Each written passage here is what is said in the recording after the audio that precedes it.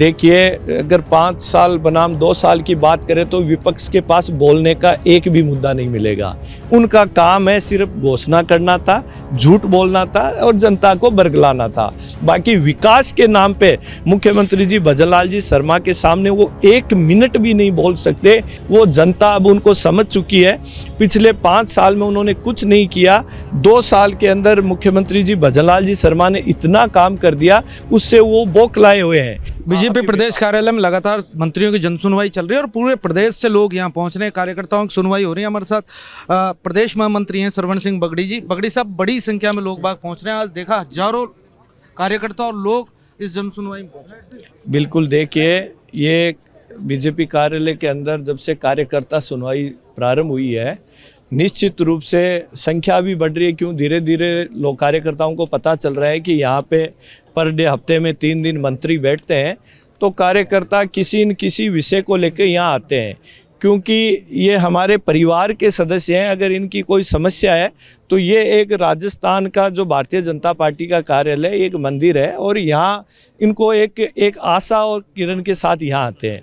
इनको लगता है कि हमारी बात अगर हम वहाँ प्रॉपर चैनल से पहुँचाएंगे, उसको सुना जाएगा और उसका समाधान होगा।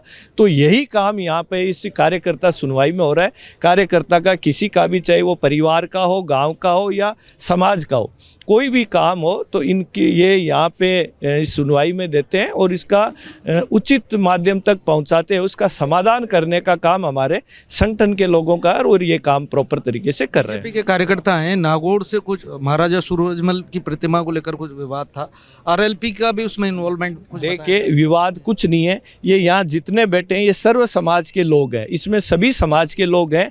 ये उसी विषय का समाधान निकालने के लिए यहाँ पे आए हैं और ये चाहते हैं प्रॉपर तरीके से महाराजा सूरजमल जी की मूर्ति सम्मान तरीके से, अच्छी तरीके से लगाएं। बाकी इसमें विवाद का कोई विषय नहीं है। ये सब उस मूर्ति के पक्ष में ही आए हैं, न कि कोई विपक्ष में आए हैं। लेकिन आरएलपी का के कार्यकर्ताओं कुछ बता रहे हैं कि वहाँ शांति स्वार्थ बिगाड़ने का काम ऐसा कोई स्वार्थ नहीं बिगाड़ रहा। प्रशासन वहाँ लगा हुआ है, प्रशासन पूरा देख रहा है। इस तरीके की कोई बात न तो इन्होंने कही है, न कई क्षेत्र के अंदर इस तरीके का कोई विवाद आ रहा है। जब सरकार के 2 साल पूरे हो रहे हैं, किस तरह से देखते हैं? विपक्ष लगातार तंज कस रहा है, 5 साल बनाम 2 साल की बात है। देखिए, अगर 5 साल बनाम 2 साल की बात करें तो विपक्ष के पास बोलने का एक भी मुद्दा नहीं मिलेगा। वो तो अगर ऐसा बोल रहे हैं तो वो बहुत गलत बोल रहे हैं। उनका काम है सिर्फ घोषणा करना था, झूठ बोलना था और जनता को बरगलाना था। वो जनता अब उनको समझ चुकी है। पिछले 5 साल में उन्होंने कुछ नहीं किया, 2 साल के अंदर मुख्यमंत्री जी भजनलाल जी शर्मा ने इतना काम कर दिया, उससे वो बौखलाए हुए हैं कि आने वाले दिनों में चुनाव में जब जाएंगे तो जनता के सामने हम लोग क्या मुंह लेके जाएंगे। इसलिए ये बौखलाहट में इस तरीके के विवादित बयान देना, झूठ बोलना, जनता को गुमराह करने का उनका काम है। बाकी विकास के नाम पे मुख्यमंत्री जी भजनलाल जी शर्मा के सामने वो 1 मिनट भी नहीं बोल सकते कि हमने ये किया और आपने 2 साल में किया। चाहे तो आप उनके सामने उसमें डिबेट करवा सकते हैं। 5 साल में उन्होंने कुछ नहीं किया। 2 साल के अंदर जो भजनलाल जी ने किया है, ये पूरे राजस्थान की जनता को पता है कि भजनलाल जी ने किस तरीके से 2 साल में आम व्यक्ति, आम गांव ढाणी में बैठे हुए गरीब व्यक्ति के लिए जिस प्रकार से योजना की, चाहे युवाओं का मामला हो। पिछले 5 साल में युवा अपने आप को ठगा हुआ महसूस कर रहा था। इन 2 साल के अंदर जिस हिसाब से भजनलाल जी ने, सरकार ने नौकरियां दी है, एक भी पेपर लीक नहीं हुआ। राजस्थान के अंदर सबसे बड़ा मुद्दा जल संकट का था। आज आप ईआरसीपी का मुद्दा देखिए। राजस्थान के अंदर कांग्रेस सरकार इसको एक वोट बैंक का माध्यम बना रही थी। शेखावाटी में यमुना जल का मुद्दा देखिए। शेखावाटी में शीश राम जी हर बार इस मुद्दे को लेके जीते आए, झूठ बोल के कि हम यमुना का जल लेके आएंगे, पानी की व्यवस्था करेंगे, कभी नहीं की। लेकिन भजनलाल जी ने बिना चुनाव, बनते ही कोई चुनाव नहीं था, सबसे पहले ये 2 बड़े मुद्दों का हल निकाला। तो कांग्रेस तो अगर ऐसा बोल रही है तो वो मैं क्या शब्द बोलूं उनके लिए, तो वो बिल्कुल झूठ बोल रही है।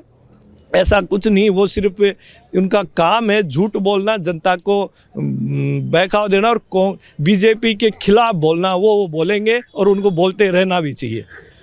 भाई साहब, बीजेपी पर कांग्रेस ने आरोप लगाया, गोविंद सिंह डोटासरा कह रहे थे कि बीजेपी में मनमुटाव है या फूट है, गुटबाजी है। वसुंधरा जी को कोट कर कुछ बात उन्होंने कही थी, तो बीजेपी किस तरह लेती है उस बयान को? देखिए, भारतीय जनता पार्टी का संगठन एक परिवार के रूप में काम करता है और जो भी फैसले या योजनाएं होती है, सामूहिक निर्णय इस पार्टी के अंदर होता है। एक व्यक्ति, एक परिवार कभी भी निर्णय नहीं लेता है। यहाँ पे सामूहिक रूप से बैठते हुए निर्णय, हमारा जो राजस्थान का शीर्ष नेतृत्व है वो पूरा आज एक है।